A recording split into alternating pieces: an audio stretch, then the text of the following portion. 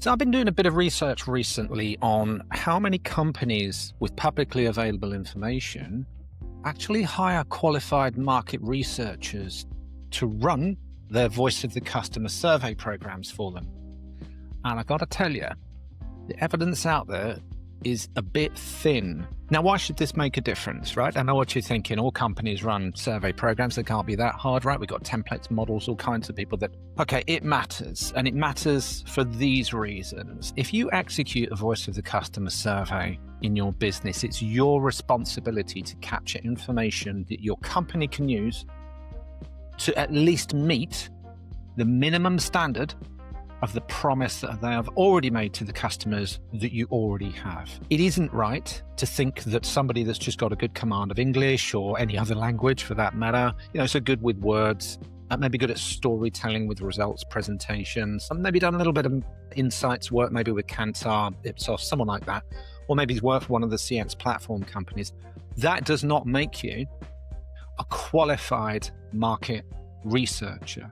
There's an extremely low barrier to entry for people in these roles designing voice of the customer surveys right now. And I'm going to give you a couple of examples of things that you think are really smart and things that actually aren't. So the first example I'll give you is, in a voice of the customer feedback survey, you might think it's a really good idea to ask a question along the lines of, so what can we do better, right? What can we improve? And what's going wrong right now that we need to fix?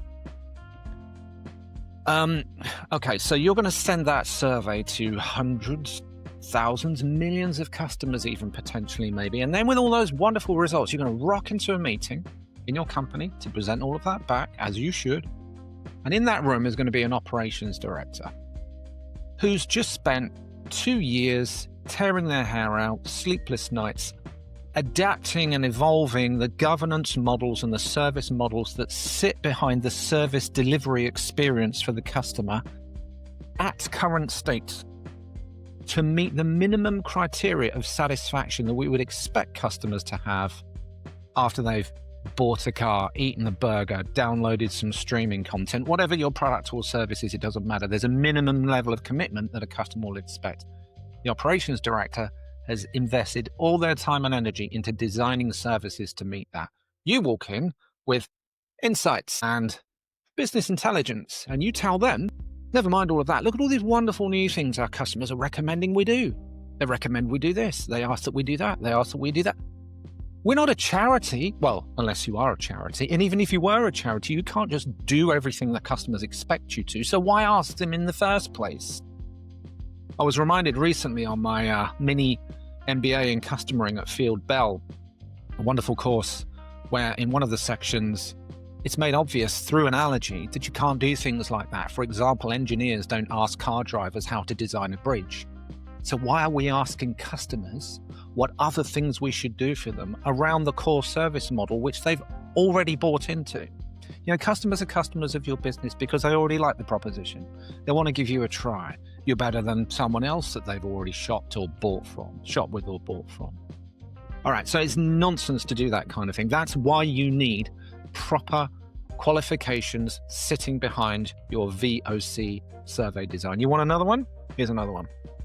In most surveys, there's a metric. Everybody loves to track these metrics, NPS, CSAT, effort, ease. It doesn't matter which one. I'm agnostic. For the love of God, if you're asking these questions, then understand what you're asking. Now, Net Promoter is probably the biggest example of this. It is not a measure of anything because the questionnaire wording is, would you recommend, meaning will you, might you? That's no measure of anything certain whatsoever. In fact, it's not even a measure of what customers have done. It's a measure of what customers might go and do as a result of their experience. But hold on, you report this to your shareholders, you remunerate people on it, pay bonus, performance reward, performance manage, report it.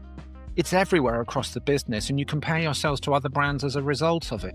Just understand what it does. So take it off performance scorecard, keep it back for research purposes, but it is not a KPI that you really want to report or use in the way that you've been doing historically on your business for the simple reason that I've just given you. Okay, so that's 2 for free on the kind of things that you should think about when you're leveraging the quality of expertise in the marketplace around VOC survey design. You want to know anything else? You better start paying me some money. So reach out and get in touch and we can talk.